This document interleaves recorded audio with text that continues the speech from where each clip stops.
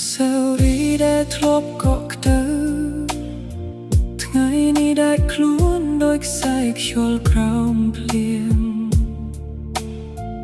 រូបថតចាស់នៅក្នុងថតឈើនៅតែញញឹមតែភ្នែកខ្ញុំស្រស់ផ្លូវដែលយើងដើរជាមួយគ្នា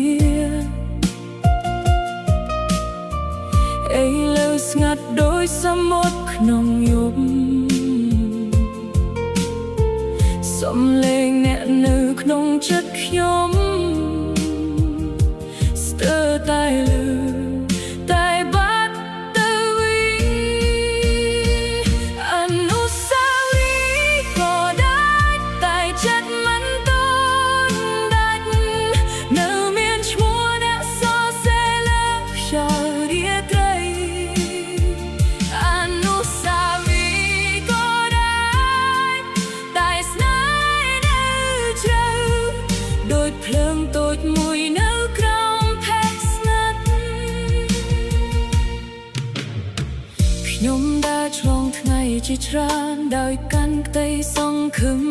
ដូចការរីករាយគ្មានអ្នកហៅឈ្មោះខ្ញុំនៅពេលល្ងាចគ្មានដៃកក់ក្តៅពេលខ្យល់ចុះត្រជាក់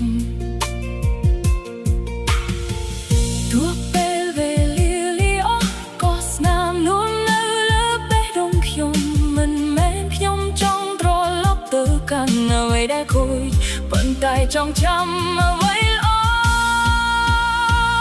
អនុស្សា